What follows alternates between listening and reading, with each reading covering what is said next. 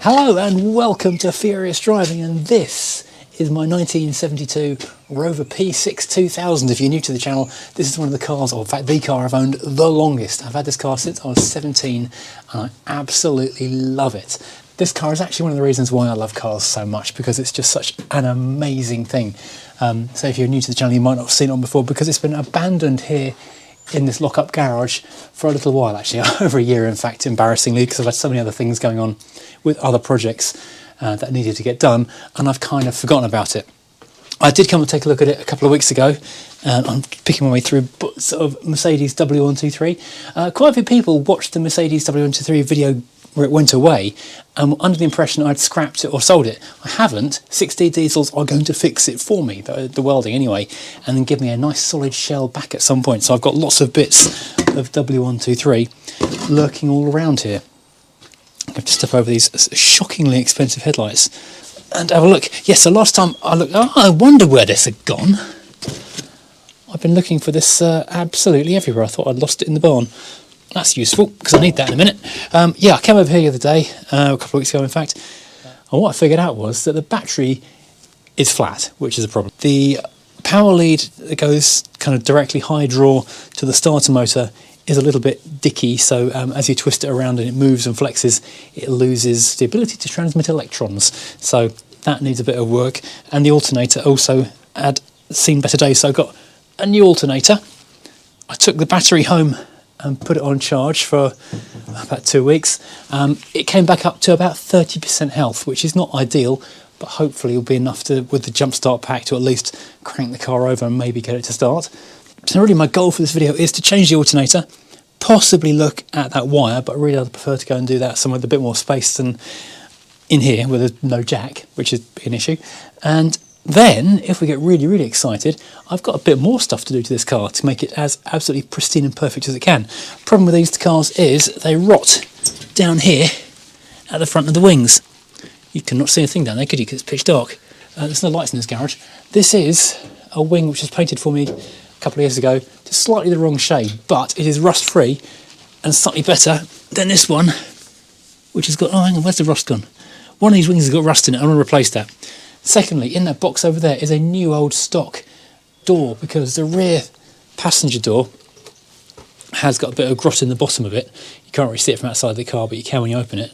And also, and I had previously changed the door glass to Sundem tinted glass on all the doors apart from that one. And I've got the glass in the garage at home waiting to be changed into it, and I've got a can here from Kent Paints, the place that did the Aspen green paint for the Crown Vic recently.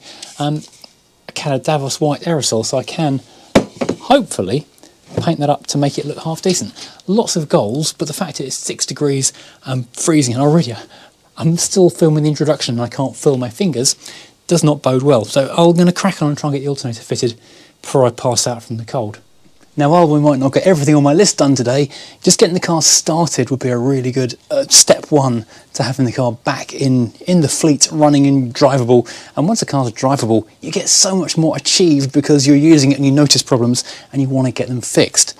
And you can take them places where they are more fixable than a shivery cold lock-up garage a couple of streets away, with no tools or power.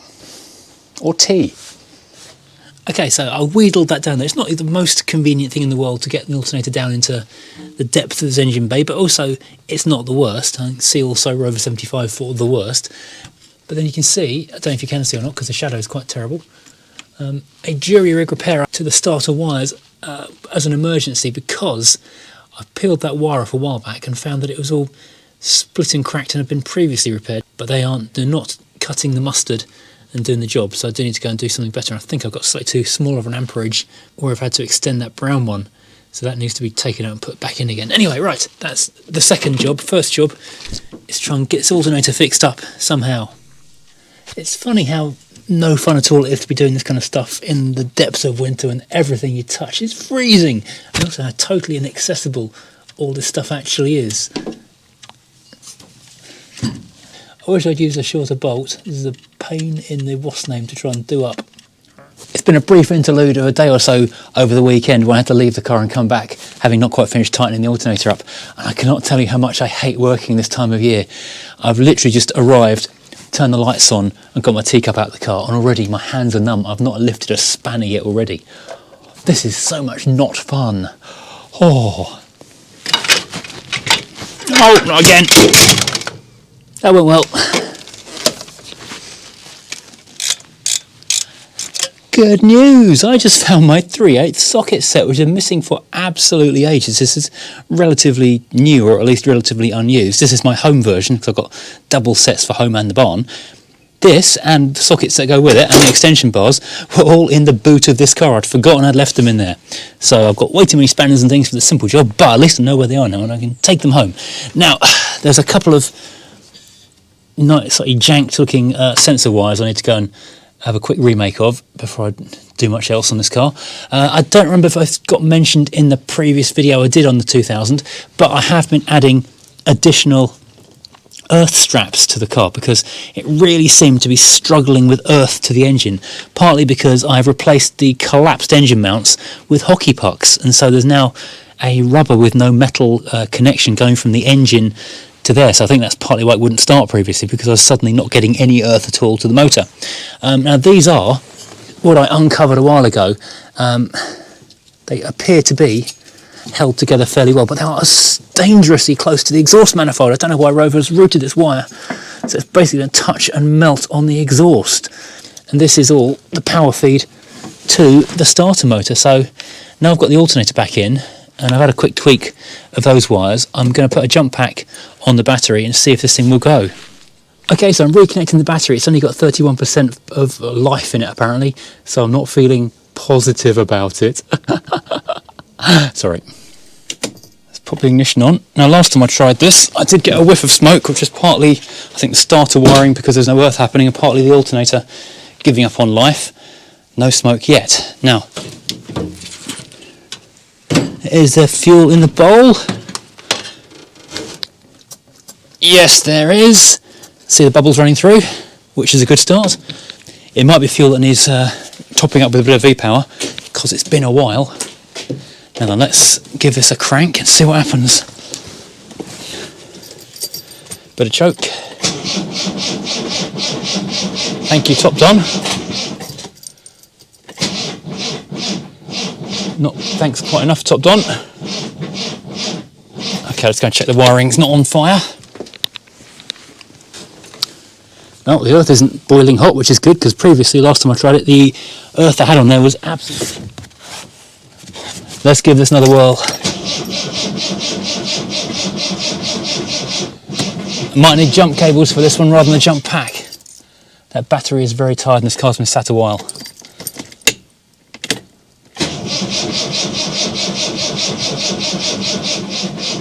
Oh, come on.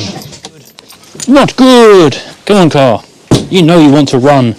If I have one ambition for this year, it's to actually use the 2000 across the summertime and enjoy this car, because this is such a wonderful thing to be out in.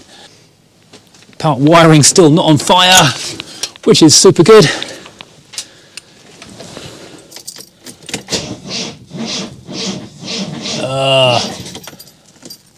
I'm going to see if I've got any jump leads in the car. If I have, I suspect they'll be the useless spaghetti ones, but we'll see. I thought I'd better check there is some oil in it, and there is some oil at the bottom of the stick. I do have a mad weird idea that this has got the wrong dipstick on it, because I had to change that because of weird damage, and I don't think it reaches down as far as it is, so even though it's low on the stick, it should be okay in the engine, I think, from memory. I hope I didn't do any kind of mad security thing and take the rotor arm out. No, the rotor arm is still in there. That's a good check to make. You know, when you've got too many cars and you've got them all over the place, and sometimes you do stuff like security measures, it's possible to forget your own security. That's why I don't use landmines.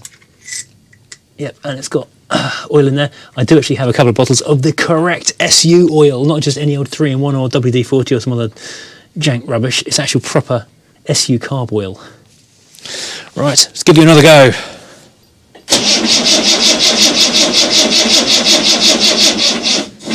Oh, come on. Honestly, I cannot get over how nice the interior is on this car. It is something that Rovers always did do so well. This is the fully reupholstered interior, but it's still got red inertia reel seat belts in the back to hide, and new black ones in the front, so it look like original. These are what they call Series 1.5 seats in the front, if you're interested in such things, which means it's got the flat pleat pattern from the Series 1 cars, but down there we've got a notch out for an inertia reel seatbelt from the Series 2 cars. Quite a rare thing. And we've got the ET headrest as well. It's such a lovely car. I'll put the choke in because it's going to be flooding otherwise. Oh, I think I've killed the jump pack.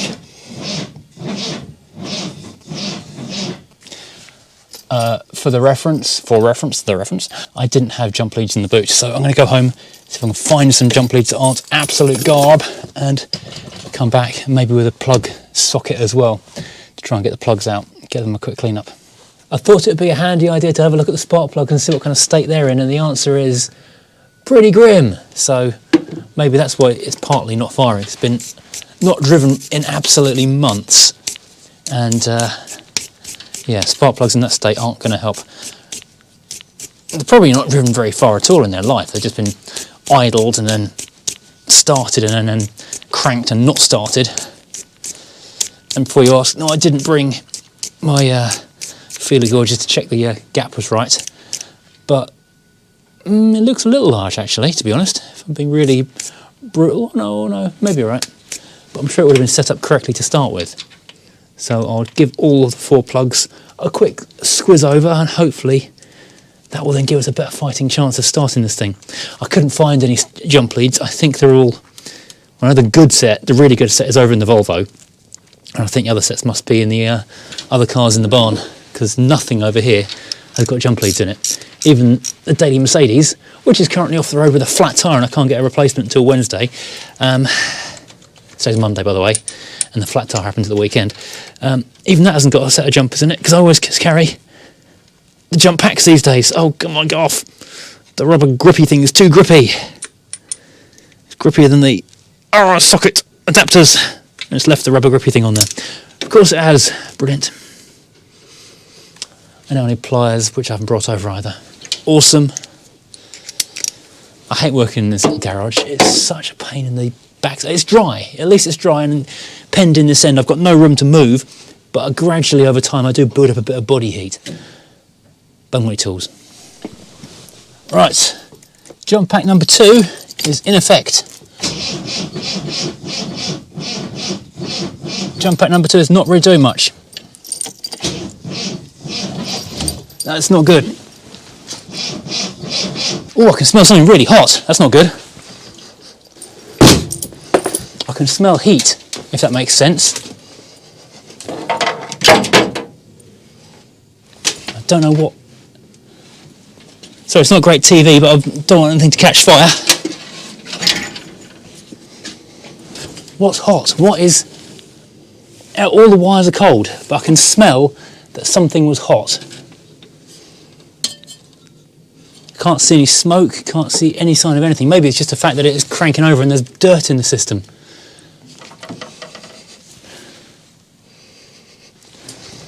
That is weird. I can't see any evidence of anything, but I can smell heat, if that makes sense. I've got a fire extinguisher on the floor, but not ideal. I wonder if it's the starter motor itself. Those extra wires in the starter, incidentally, are relays for the headlights. P6s do have a problem with the headlight fuses melting out the glove box and catching fire. So those are relays for the headlamps just there. Right, I'm beaten. I think what I'm going to have to do is go over to the barn, go and get the new battery for the Alpha 145, which I haven't actually fitted yet, bung that in there, and get the good jump leads out of the Volvo, so I've got a fighting chance of getting enough power. I'm just assuming there's just not enough power reaching the starter to actually crank it over for long enough to get the engine running, because it's been sat for so long and the petrol's probably a bit stale, all the rest of it. Oh, what a palaver. I am now 3 dead jump packs into this job now. I'm going to disconnect the battery before I leave as well, because that burny smell is disconcerting. I've brought out the big guns, and by that I mean the Rover 200 VI, which this car is currently hooked up to via jump leads. I've put a gallon of V-power into the tank and been doing the old me likey bouncy. I am not a sideshow attraction, at least not anymore. Me likey bouncy, me likey bouncy. So I'll mix it up into the tank, and hopefully with a consistent amount of power, this thing will actually crank and fire. The problem being with a mechanical fuel pump, it's only so long it can keep on cranking. It feels like there's too much resistance in the engine, it's just not cranking easy. And that's with another car behind it giving it power. Let's go and check for fire. Nothing apparently is on fire, which is good. Why is it not alive? I can really do with checking there is actually a spark coming through. So I've got the HT lead off the coil and I can't reach into the engine bay at the same time as the thing, but I can use this bit of metal off the top of the windscreen wipers. Yep, that's a really good spark. Okay, so we have got that. That is good. So why, my friend, will you not fire? I wonder if it's just dead fuel in the lines. Oh, it's alive! It was dead fuel in the lines! It's alive!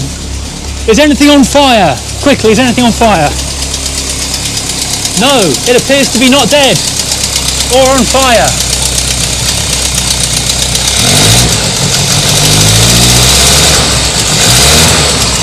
Hurrah!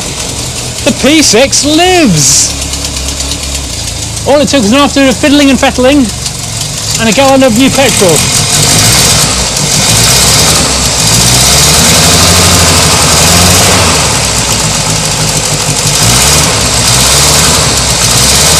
This is a car that has consistently wanted to live. What is it like? This is a car that has consistently wanted to live. At one point, before I had the unleaded valve, put into it, it was running on 3 cylinders with like little pies cut out of the valve heads, and it was still going. Amazing. I'm going to go and turn the 200 VI off.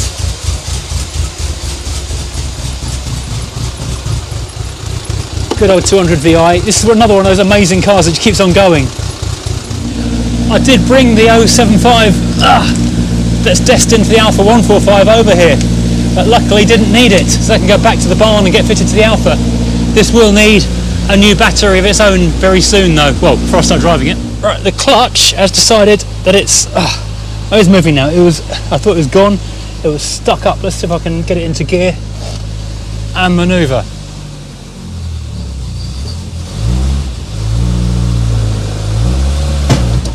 With the brake stuck. I'm guessing as it's not driven for a while. This is quite a dry garage, but you know, everything gets damp everywhere. Brakes still work, clutch is working, that's good.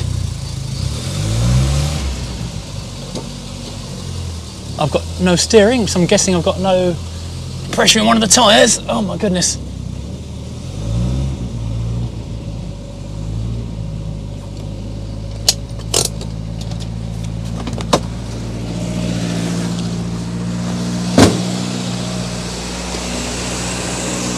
Oh no, it's just really, really tight. So this thing is alive. It's actually out in the open air for the first time in goodness knows how long. This is the door that I need to take off and repaint, or replace I should say. Oh, the dirt that's blown in over the roof of the garage door, horrible. Oh, it's so nice to see it out in the open air at last. Ah, a lovely old P6. Right, that is an achievement. Oh, that back tyre's pretty low. These tyres are proper Pirelli Cinturatos P4s. These are what the car should have. It's a bit low, that one. Yeah, they're all looking a bit low.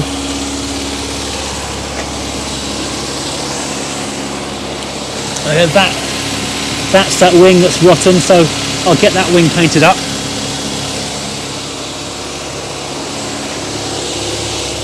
Right, I'm going to put it away again in case it stalls, because that would be awkward trying to push it uphill over a ridge.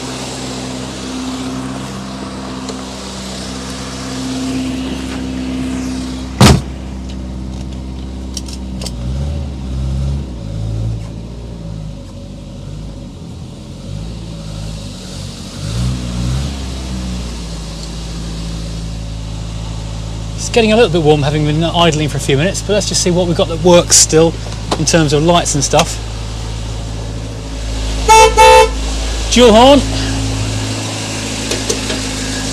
A headlight, that's good. Both side lights is good. All the main beams, this is always a problem with these lights. The wiring on the back of them is so dodgy. Got rear lights, that's good. So basically most of the car seems to work, but it is getting a bit warm, but I think it might be a little bit low. Crazy thing is, because this car is 53 years old, I could actually just drive it out the door right now and take it for a run. Now what I will do is drive it home, not right now because it's salty and about to rain, give it a good wash and give it a proper service at home. Now I'll be curious to know if it'll start again. Now it's had a run, will it crank over again? Yes. Starts up again and it sounds even better. Fantastic. I love this old thing. Oh crikey, it was getting warm, wasn't it? Oh man, where's that coming out of? Oh, let's not get scalded here. Oh. It did not like idling for too long, did it? Okay, so. Oh God. Where's that coming out? Oh, it's a radiator hose has gone. This is the same thing that happened to me on the way over to CCK a couple of years ago when they did the welding on the C-post all that time ago. Or C-posts, several £1,000s worth of work. I'm not going to put my hand down there and try and stop that. There's literally nothing I can do, and there is a catch tray directly underneath it. So we are getting all of that.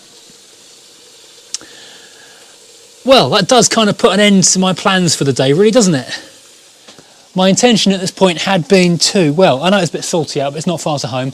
Take it home, give it a good wash, give it an oil change, and start looking at maybe flushing a bit of brake fluid through, some as I did on the Rover 75, and just give it a good going over to make sure it's roadworthy and okay to take out for a run. That does kind of end the video just here. Oh well, but it's taken 3 days to get to this point because it's been just a massive faff running back and forth, getting tools, trying stuff, running batteries flat, going back to other stuff. It's like I'm in a sauna that smells terrible now. So yeah, that's not going to happen today. But at least we've got a video tonight, and we know that the P6 does start and run, and the old 2000 is, apart from now that hose, good to go. Fortunately, do you mind? Fortunately, the P6 is a very well catered for classic, and so parts like hoses like that are off the shelf at people at P6 specialists, and there's 2 or 3 of them around the country. I'm going to let this cool down and then have a look at the rest of the hoses before I do anything else. Yeah, we'll leave it here. So, good news is the P6 runs, it's not dead, it's just needed a bit of a fettle and it's up and running. Bad news, it needs more fettling before I take it anywhere.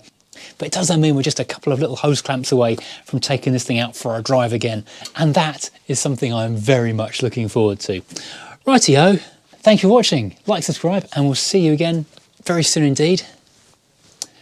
With this thing driving, hopefully. I'm going to save money on my gym membership here. Cheaper than going down there for the sauna.